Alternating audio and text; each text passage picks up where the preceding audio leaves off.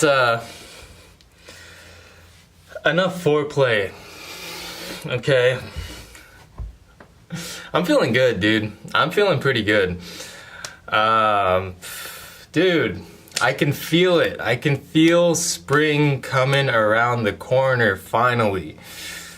Dude, kind of just, I feel it, man. I feel today was just a nice, like, sunny, warm day. Felt good. Sun. People are happy. Just felt good, dude. It's kind of crooked. Let me try to fix that. I hope it's focusing. Focus on my face. I feel it, man. Spring is coming. Summer around the corner after that. Dude, I'm stoked. I'm excited. I'm going to Malaysia on April 9th. I'm running the LA Marathon, dude. Next week? It's freaking crazy, dude. Next Sunday, I'm running the LA Marathon. So a lot's going on. And I'm just on this creative vibe, dude. Creative vibe with my band, creative vibe with, writing, YouTube videos, and just getting it out there, dude. I feel good. I feel good. Nonetheless, let's get into a pretty serious, nothing's really serious, but it's a interesting topic. We gotta stop using spirituality as a bandage. Okay? And that's what I've been, that's what I did. That's what I've been doing. And I'm not saying my realization that there's a spiritual dimension within me that transcends space and time. And look, this may sound like gibberish, but I don't care. There's a spiritual dimension within all of us that has no birth, that has no end. It's the underlying matrix that connects the world, and it's found within all beings. It's found within all forms. It's found in everything, man. You can call it whatever you want, but ultimately it's formless and it doesn't have a name. The second you attach a name to it, it becomes a form. And it becomes relatively true. It doesn't become absolutely true. Because anything that's a form changes, and what changes isn't really real. So, yeah. Some deep shit, but yeah, that's basically it. Now, we'll do a little story time here. Back when I was 18, I found out about Eckhart Tolle, and I found out about this spiritual dimension within myself. Okay. The best name that Eckhart Tolle can come up for it is the present moment. That's why he has a book called The Power of Now. But other people go back to the ancient Chinese days, call it the Tao. Christianity, they call it Christ. Buddhism, they call it the Buddha. But essentially what it is, I don't think they call it the Buddha. The Buddha is what they refer to. In Buddhism, I believe they call it emptiness. That's what it translates to. But it's that formless dimension. It's the formless that complements the form. What we see, this is the tip of the iceberg. But there is a formless 0 point that we are connected to, that all power flows from, and it exists within all of us. That's the most ultimate realization, because you realize, you know what? I have that power within me. Whatever I want to create in my life, it comes from within myself. It comes from within me. I'm not going to get it from anywhere else. It's already here. It's my job to bring it out. It's my job to create whatever I want. And that's what life is. You have life as a human being. You get this opportunity to create. You have this opportunity to create from your perspective, to create from your individuality, your differences. And it's fucking beautiful, dude. Life is beautiful. Now, the most ultimate thing, though, on top of that of this realization within myself of this spiritual dimension, is the fact that yes, it's true. If there is this dimension with myself that has no birth or has no death, there's like really, and it can't be destroyed. It's like there's a component to me that can never be destroyed. That can never die. And when you realize that, when you really fucking realize that, it's like, holy shit, there is no death. Yes, there's death. There's always a death of this form. Okay, I'm always fucking cells dying, new ones coming up. But there's that awareness within me that's seeing this world does not die. So I was like, shit, I found this out when I was 18 years old, man. 18 years old, I was living in the college dorms, dude. Anxiety-ridden motherfucker. Scared to talk to girls, scared to speak up in class, scared to be myself, dude. I always felt like I was putting on a mask. And for once, it was like I found myself, dude. I remember that day. It was back around this time. It was around this time, like 4 or 5 years ago. 5 years ago, I think. Damn. I remember just realizing that. I remember going to the bathroom, and I remember looking at myself in the mirror, and I just freaking pouring out tears, just crying, like releasing all the bottled up shit that I had kept within myself.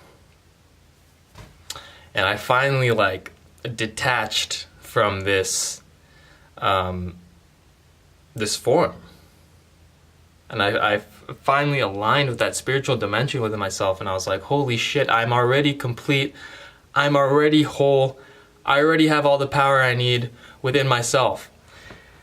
Deep shit, dude. I remember crying, dude. I remember laughing. Like, I remember it was just like a whole sprawl of emotions, a whole expression of emotions, like fireworks, dude. And the number one thing that offered me was the ability to face the things that I had previously feared. Because when you're identified with an ego, and when you're identified with the form, and when you're identified with the fact that you could die, you tend to label things that make you that are charged with energy, that are packed with energy. You tend to label those things as death. You tend to label those things as an opportunity to die. So you have an aversion to things that excite you, and you label them as fear, and you label them as bad. So you have an aversion to all those things. Talking to pretty girls, speaking up to people, being yourself, being true, being authentic to yourself. You have an aversion to all those things because you think that, oh, what if I'm not accepted? What if I'm not rejected, right? It's really hard for the ego. The second that you realize that spiritual dimension within yourself, you're no longer a prisoner to your ego. So when something uncomfortable does arise, you can go within it. You can go inside of it.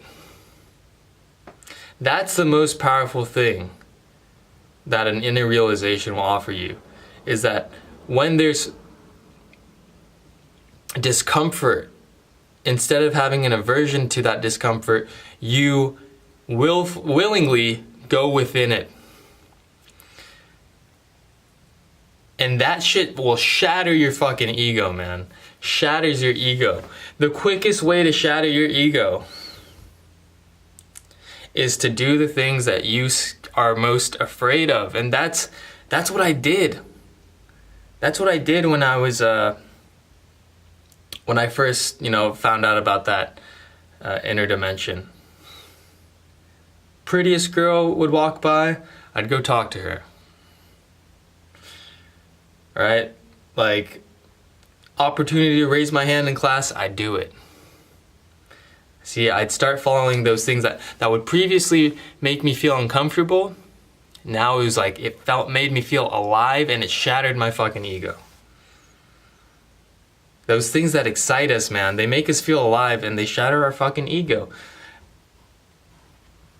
So, there's some of us, including myself, who use and have used spirituality as a bandage for when we do encounter something uncomfortable. we say, oh, fuck this, I don't need this, and you try to detach from your world. You're like, I'm not even here, I'm not even a part of this world. So you detach, you're like, I don't need this shit, I'm spiritual, I don't need to face this. And you detach from those things that make you feel uncomfortable, and you go meditate. You know, pretty girl walks by, you have the urge to go talk to her, but then you're like, that fear of like getting rejected like comes up, and you're like, oh shit, I don't need this, I'm gonna go meditate. I'm spiritual now. I'm not of this world. And I found myself fucking, dude, for the past like 4 years, man, I've been yo-yoing with that. Of like, oh, should I really face this thing head on, or should I just go home and meditate? So the question we always have to ask ourselves is, are we really living life to the fullest and facing those things that make us feel uncomfortable head on? Because that's the shit that will shatter your ego. That is perhaps the strongest spiritual practice that you can implement into your life. Is not meditation. It's going out and dealing with the things that scare you most. When you can do that, then you're fucking free, man. That's when you're really free. Yeah, it's okay, cool. It's nice to meditate for 5 minutes in the morning and align and feel centered. But what happens when you're faced with something that's really uncomfortable? What happens when you have to step up to the plate? Meditating's not gonna work anymore, dude. Are you gonna have an aversion to that thing? Are you gonna run away and say, oh, I don't need this, I'm spiritual now, I'm not of this world, I don't need to deal with this shit? Or are you gonna fucking tackle that shit head on and go straight into it? That's the spiritual thing to do. The spiritual thing to do is to face your fears head on. And the people in this world who can do that shit, they are truly the most enlightened. Okay? The people who can feel discomfort, and instead of having an aversion to it and running away from it, they go right into it, dude. They go into the belly of that shit. They go into the dark hole. It's feeling the fear and having the courage to go within it. That is, in my opinion, the best spiritual practice that will wake you the fuck up, free you from your fear, help you to live a better life, and have the courage to just do the shit that you really want to do in your life. With that being said, live your fucking best life, guys. And I'll see you in the next one. I love all of you. Bye.